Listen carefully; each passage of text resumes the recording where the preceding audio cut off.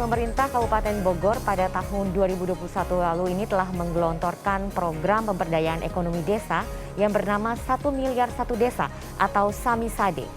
Dana sejumlah 372 miliar rupiah dianggarkan dari APBD Kabupaten Bogor untuk 415 desa. Program Samisade ini diharapkan dapat menstimulasi pembangunan infrastruktur desa dan mendorong pemulihan ekonomi.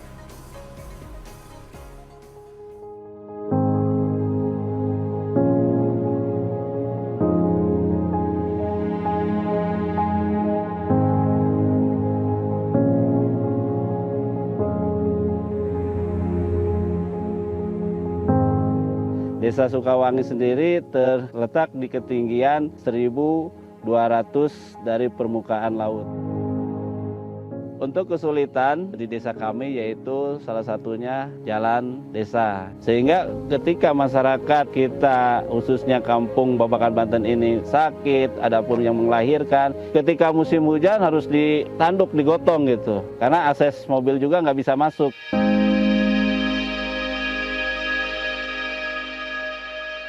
Desa Tarikolot posisinya tidak jauh dari pusat kecamatan, di Kecamatan Citerep yang berpenduduk lumayan padat. Jadi memang salah satu kesulitan warga kami di Desa Tarikolot ini adalah akses jalan yang masih kecil, kemudian ada juga yang memang wilayah yang belum terjangkau oleh kendaraan. Alhamdulillah dengan adanya salah satu program unggulan dari Bupati Bogor ini, yaitu Samisade, dan akhirnya kami memutuskan untuk membangun jalan untuk nggak bisa masuk roda 4 ke wilayah perkampungan. Alhamdulillah karaos naku uminya semenjak aya jalan ieu dibangun. Nya ku ieu we cik paripaosna sabari alit-alit oge aya penghasilan. Duka 1.000, duka 2.000 aya penghasilan. Kanggo jajana gitu, kanggo emak-emak. Alhamdulillah. Alhamdulillah dengan jarak setengah jam sampai 1 jam kita bisa mencapai 15 menit udah nyampe ke jalan kabupaten. Kita bisa meningkatkan perekonomian yang ada di desa kami.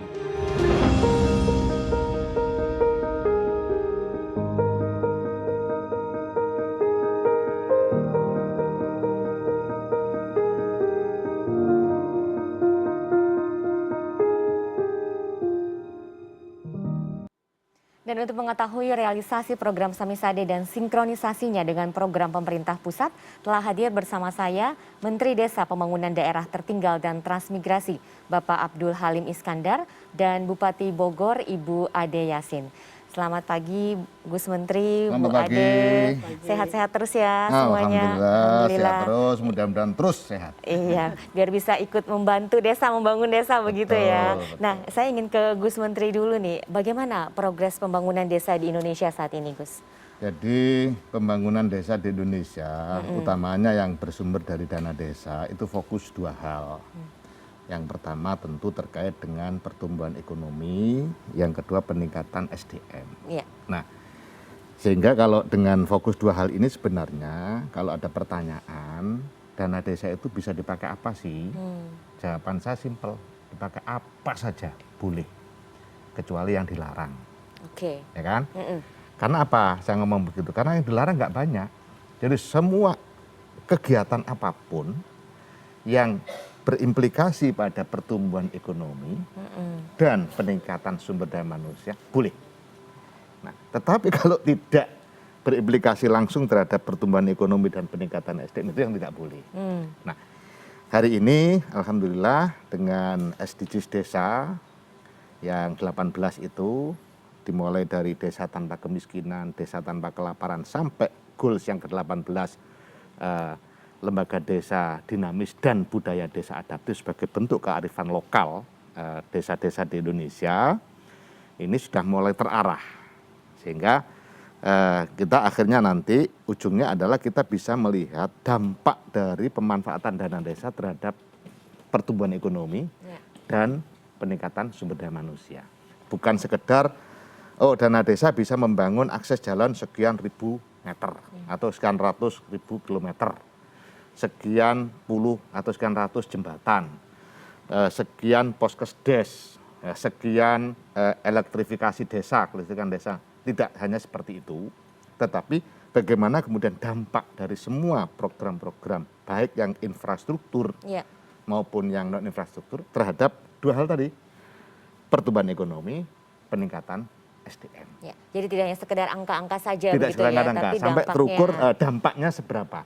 Akhirnya kita akan bisa ngomong berapa sih kontribusi dana desa terhadap pertumbuhan ekonomi dan peningkatan SDM di desa. Ya.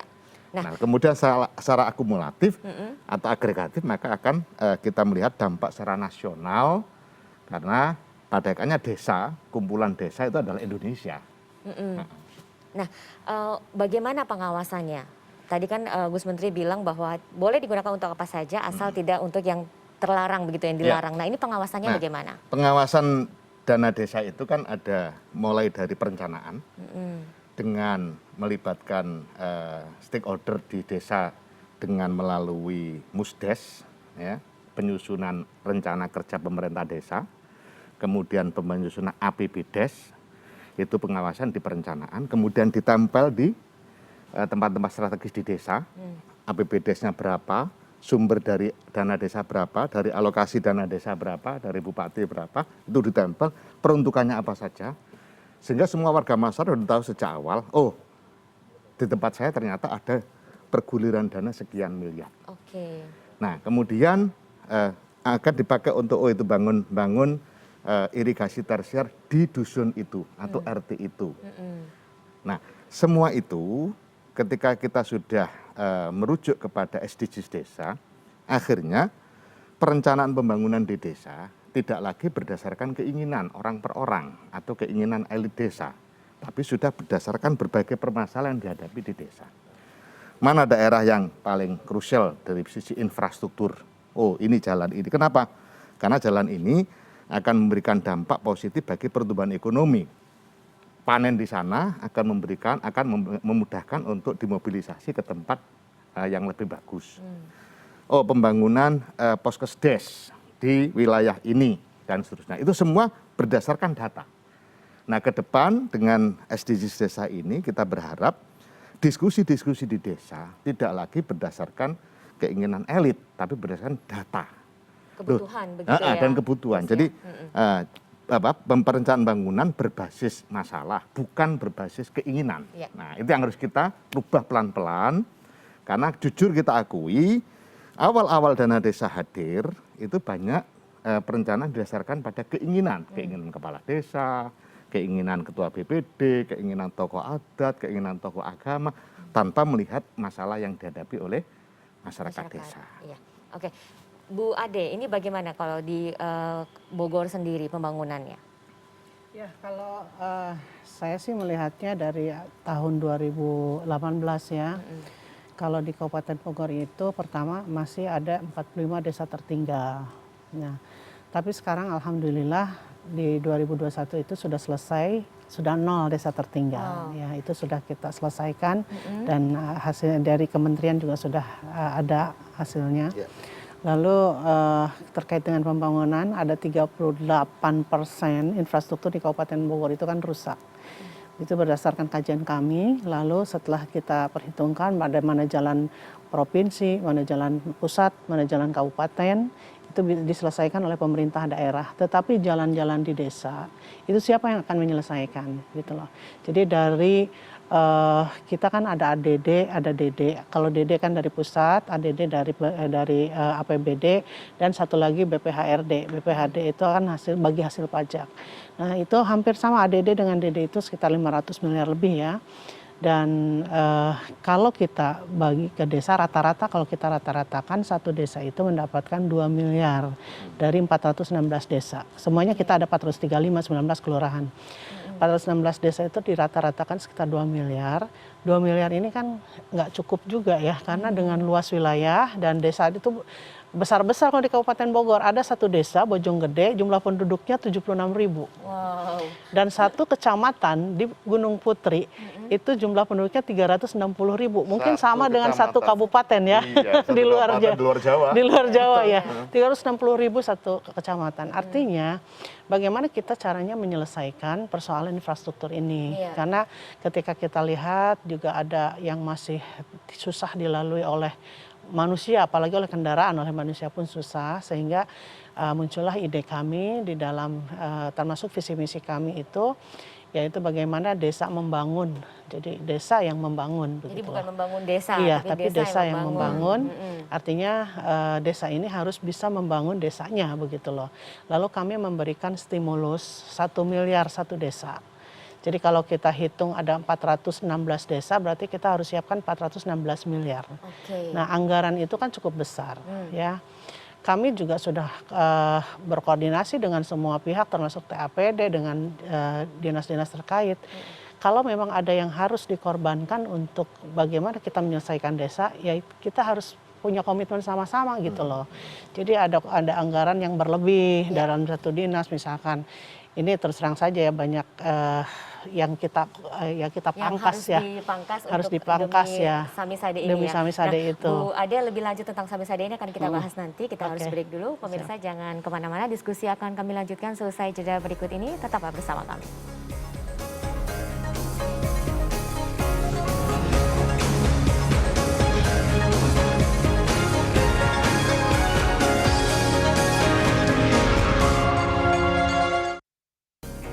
Ya, Anda masih di Indonesia Forward dan saya masih bersama Menteri Desa Pembangunan Daerah Tertinggal dan Transmigrasi, Bapak Abdul Halim Iskandar, serta Bupati Bogor, Ibu Ade Yasin. Bu Ade, kita lanjutkan lagi tadi penjelasan tentang program Samisade ini, bagaimana pelaksanaannya, kemudian sudah berapa desa yang berhasil dibangun dengan program Samisade ini? Ya, kalau Samisade ini kan dilaksanakannya harus dengan pertama perencanaan desa, artinya dengan musdes dulu, musyawarah desa. Musyawarah desa itu kepala desa melibatkan tokoh masyarakat, RT, RW. Jadi mereka tahu kebutuhannya mana yang harus dibangun begitulah. Iya. Setelah melalui musdes, lalu direncanakan seperti penganggaran ya. Dan dari situ perencanaan. Nah, perencanaan ini juga kita libatkan UPT dari Dinas PUPR, karena yang tahu dan bisa menghitung itu adalah dari Dinas Teknis. Jadi dibantu oleh Dinas Teknis untuk menghitung kebutuhan biaya atau anggaran berapa yang dibutuhkan untuk membangun satu jalan. Ini rata-rata infrastruktur berarti begitu ya Rata-rata pembangunannya infrastruktur, ya? tapi tidak hanya jalan, tetapi juga bisa untuk irigasi, bisa untuk TPT, bisa untuk MCK, bahkan untuk menara seluler yang masih blank spot ini masih boleh Itu kita. penting sekali itu ya. Iya, penting karena memang sekarang lagi zamannya digitalisasi. Betul. Ya. Dengan Begitu. pandemi ini kan kita dipaksa ya untuk digital lebih cepat begitu betul, ya. Betul itu. Jadi setelah perencanaan itu nanti ada inventarisasi lagi dan diteliti lagi di berapa anggaran, apakah sudah sesuai atau belum. Jadi yang misalkan ada 1 miliar diajukan, tetapi berdasarkan perhitungan teknis ternyata kurang dari 1 M, misalkan hanya butuh 700 ya, berarti 700 yang dianggarkan di desa tersebut. Jadi tidak melulu harus 1 M, tetapi maksimal angka adalah 1 M begitu. Iya. Ini anggarannya dari mana sih Bu? Untuk 1 M per desa ini? Anggarannya dari APBD. Yang pertama kita harus memisahkan dulu kebutuhannya. 416 desa berarti 416 miliar lah secara globalnya ya. Iya. Walaupun yang tahun ini 2001 ini terserap 372 miliar. Karena ada yang hitungannya kurang dari 1 M ya kan. Dan ini juga 1 M ini bisa untuk beberapa titik, maksimal 5 titik di atas 200 juta. Karena kalau yang kecil-kecil nggak kelihatan ya. Jadi kalaupun tidak sesuai ya berarti kita sesuaikan dengan harga yang memang berapa kebutuhannya begitu. Jadi tahun ini 272 miliar yang terserap oleh Samisade, dan anggaran itu adalah dari rasionalisasi dari beberapa dinas terkait yang memang saya kira outputnya yang belum jelas gitu loh. Jadi kegiatan-kegiatan perjalanan dinas kita kurangin, lalu kegiatan mamin yang membengkak kita kurangin, kegiatan-kegiatan yang ya acara-acara begitu ya, yang lebih sifatnya seremonial begitu kita kurangin karena masa pandemi juga kan nggak ada kegiatan besar ya seremonial. Jadi ternyata dikurangin kecil-kecil ini bisa menghasilkan 1 bisa miliar terhimpun untuk setiap besar desa ya. gitu ya, karena memang ya kita kan APBD juga cukup besar ya, jadi saya kira rasionalisasi itu ternyata harus kita manfaatkan untuk hal-hal yang lebih penting, yang lebih urgent dan dirasakan sendiri oleh masyarakat begitu. Dan apalagi sekarang kan zamannya cashless ya, kita kertas-kertas pun sudah berkurang begitu ya, ATK dan lain-lain, sehingga yang dipangkas hal-hal yang seperti itu untuk kita masukkan ke desa. Oke, Gus Menteri, Anda melihat ini bagaimana program Samisade ini? Ya, saya memberi atribut 2 kata keywordnya ke beliau. Ini bupati yang cerdas dan tepat. Cerdas di dalam mengambil kebijakan, dalam berpikir, tepat di dalam mengambil langkah. Kalau di SDGs desa, itu goal yang ke-9. Infrastruktur dan inovasi desa sesuai kebutuhan. Nah, jadi persis tadi, 38% hasil telaah infrastruktur di Bogor perlu penanganan serius. Nah, kemudian di breakdown lagi ke desa. Itu yang saya sebut dengan pendekatan level desa berbasis data mikro. Nah, kalau masalah pembangunan itu dilakukan dengan pendekatan level desa dan berbasis data mikro, pasti cepat selesainya. Makanya saya yakin ini dalam satu periode kira-kira ada banyak hal yang bisa dilakukan. Dan pasti akan menggembirakan warga masyarakat di Bogor. Dan tentu, nggak usah kita bahas berikutnya, pasti beliau akan menjadi idola seluruh warga masyarakat Bogor. Nah, inilah yang kemudian saya sangat mengapresiasi dan terima kasih kepada Bupati Bogor, Bu Muanawaroh Ade Munawarah Yasin atau Ade Yasin. Nah, karena ini yang bikin bagus itu atribut Yasin itu loh. Atribut Yasin itu ternyata luar biasa kan gitu. Nah, karena apa yang beliau lakukan ini sangat tepat dan sesuai dengan kebutuhan yang sekarang dihadapi oleh sebagian besar warga masyarakat di desa di Indonesia. Nah, ini Bogor bisa menjadi contoh untuk daerah lain dan desa-desa di Bogor juga bisa menjadi contoh desa-desa lain. Karena begini, model pembangunan desa yang cepat itu adalah replikasi, ATM, amati, teliti, dan modifikasi. Di Bogor ada success story begini, nah saya pamerkan ke desa-desa lain. Nah, desa lain akan melihat, kemudian dimodifikasi dan dicontoh keberhasilan itu. Tentu Bupati gak keberatan kan dicontoh desa-desa lain, karena memang itu yang paling mudah. Nggak usah banyak teori bangun desa itu. Teorinya adalah ini loh desa sukses, mengelola BUMDes, ini loh desa sukses dalam merencanakan infrastruktur, ini loh desa sukses dalam percepatan pertumbuhan ekonomi. Ini loh desa sukses dalam peningkatan sumber daya manusia. Nah, apa yang dilakukan sukses story di desa-desa itu bisa diambil oleh desa lain. Nah, itulah maka Kementerian Desa punya satu platform yang memang menampung seluruh desa sukses dalam segala perspektifnya. Sukses desa wisatanya, sukses BUMDesnya, sukses infrastrukturnya, suksesnya, sehingga ini akan menyebar se-Indonesia dan menjadi inspirasi. Dan tentu nanti saya mohon dengan sangat Bupati Bogor untuk mengakomodasi ketika banyak desa datang ke sana untuk meniru. Mungkin ada kabupaten juga yang datang ke Bogor untuk meniru konsep ini. Jadi menjadi role model begitu ya nanti ya, Kabupaten Bogor ya. Nah, yang saya harapkan adalah dengan dengan tambahan dana dari kabupaten ini, pendampingan dari bupati kepada desa itu lebih diintensifkan lagi. Bukan hanya yang 1 miliar dari kabupaten bupati, tapi juga dana desa saya minta juga dampingi dalam perencanaannya. Supaya terintegrasi dengan seluruh program-program yang saya yakin ini selaras dengan strategi bangunan nasional. Strategi bangunan nasional apa? Pasti bicara kemiskinan.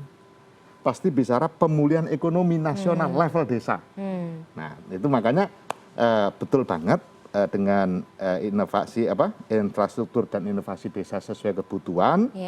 Dan kemudian item-item yang dibangun tadi juga sangat berkontribusi cepat dalam misalnya dalam pertumbuhan ekonomi, misalnya tower tadi. Wah, itu luar biasa.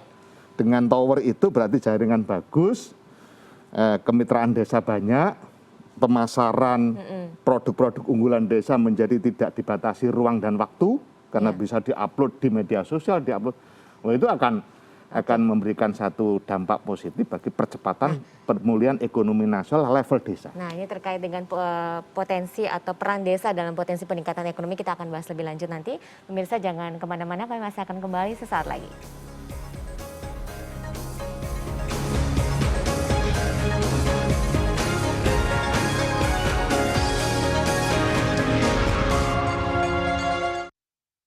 Ya, terima kasih Anda masih di Indonesia Forward. Saya akan melanjutkan diskusi dengan Menteri Desa Pembangunan Daerah Tertinggal dan Transmigrasi Bapak Abdul Halim Iskandar dan Bupati Bogor Ibu Ade Yasin. Bu Ade, mungkin bisa jelaskan lebih lanjut lagi tentang program Samisade ini, bagaimana proses pembangunannya, Bu? Ya, proses pembangunannya seperti tadi yang sudah harus dibahas di desa, lalu dalam pengerjaannya ini karena ini juga masa pandemi, termasuk juga dalam rangka pemulihan ekonomi, jadi pengerjaannya ini padat karya, melibatkan masyarakat desa. Jadi masyarakat desa tersebut, masyarakat desa yang kehilangan pekerjaan, warga miskin, dan kriterianya adalah mereka di luar penerima BLT, PKH, dan program-program pemerintah lainnya. Kayak ngecor-ngecor desa tadi. Ngecor-ngecor. Tayangan. Iya betul, itu. Jadi biar merata. Yang ikut juga warga ya. sendiri yang ikut membangun gitu. Lalu kemudian dalam tahap atau dalam program Samisade ini kendala apa, Bu, yang Ibu temukan? Ya, sejauh ini kendalanya sih nggak ada ya, karena tadi ini kan harus transparan ya, anggaran upah kerja bagi penduduk atau bagi masyarakat itu juga kan harus terlihat dalam RAB begitu. Sehingga transparansi ini yang harus masyarakat semua tahu gitu loh. Sehingga tidak ada yang ngutak-ngatik dan protes begitu, karena memang semuanya serba transparan.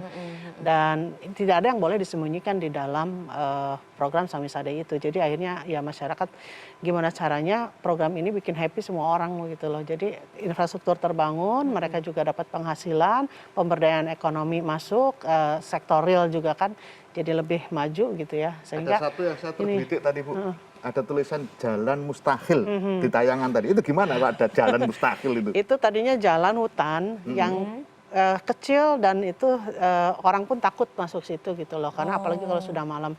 Jadi dianggapnya karena panjang, dianggapnya mustahil itu untuk jalan ini dibuat jalan. Tapi untuk bisa dilewati. Bisa dilewati. Tapi dengan adanya program Samisade dibukalah oleh desa. Dan sekarang masyarakat desa. Jalan mustahil itu. Masyarakat desa katanya ini sudah, berarti sudah tidak mustahil lagi, pengen diganti jadi jalan alhamdulillah katanya begitu. Betul itu, jadi alhamdulillah dari mustahil menjadi alhamdulillah. Iya, dan sebagian masyarakat yang punya tanah di situ juga alhamdulillah menghibahkan, karena mereka juga senang dengan adanya pembangunan itu. Nggak ada pembebasan. Nggak ada pemaksaan begitu ya. Iya, mereka mau menghibahkan secara sukarela untuk di jalan dibangun untuk kepentingan sama-sama gitu. Oke, wow, luar biasa program Samisade ini, mudah-mudahan memang bisa menjadi contoh di desa-desa lain, kabupaten lain ya. Desa lain, kabupaten lain, dan saya berharap ini menjadi inspirasi juga untuk desa-desa lain di Indonesia, dan saya berharap juga bupati, wali kota bisa juga mengkloning model ini, tentu dengan kondisi dengan kebutuhan di masing-masing sesuai dengan daerah, ya, sesuai kebutuhan, sesuai dengan S9 infrastruktur dan inovasi desa sesuai kebutuhan. Baik, bukan sesuai keinginan. Ya. Terima kasih Gus Menteri dan juga Bu Ade sudah berbagi di sini. Semoga informasi ini bisa memberikan manfaat ya bagi pemirsa di rumah. Pemirsa, demikian diskusi kita hari ini, dan semoga apa yang disampaikan para narasumber bisa memberikan kita informasi lebih banyak mengenai penyaluran dan pengawasan dana desa serta efektivitas dari program Samisade sehingga bisa dirasakan manfaatnya bagi seluruh masyarakat, terutama yang tinggal di pedesaan. Saya Lucia Sauri undur diri, salam sehat dan sampai jumpa.